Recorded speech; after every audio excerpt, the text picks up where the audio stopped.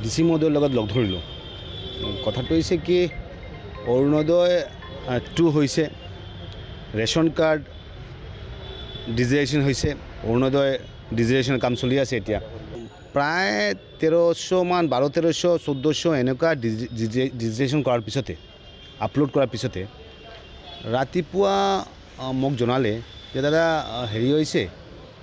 184টা নাম ডিলিট হৈ গ'ল হাউ ইট ইজ পচিবল প্ৰায় 80টা মান অফিচিয়েল আইডি আছে কাছাৰত প্ৰত্যেকটা আইডিৰ পৰা আপলোড হৈ থাকে আৰু তেনেহ'লে এটা আইডি দি কেনে আপুনি প্ৰত্যেকটা সমষ্টি যাব পাৰে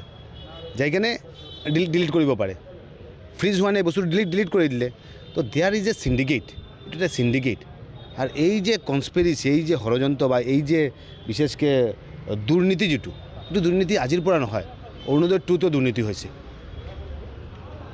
ৰেশন কাৰ্ডত বিশেষ সম্প্ৰদায়েৰ মানুষ কেইটামান ল'ৰা আছে বিশেষকৈ মুসলিম কেইটামান ল'ৰা আছে সিহঁতে কি কৰে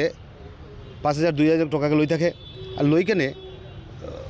নামবোৰ সোমাই থাকে মই গাঁৱলৈ যেতিয়া যাওঁ তেতিয়া মানে সদায় কৈ থাকে যে নাই দাদা আমি পোৱা নাই অফিচিয়েল আইডি হয় অফিচিয়েল মানুহকেইটা বৈ থকা নাই জানো আউটসোর্সিং কৰি কেনে কৰিছে তে আউটসোৰ্সিং কৰা যিখিনি ল'ৰা আছে সিহঁতে হৈছে ক্ৰিমিনেল হয়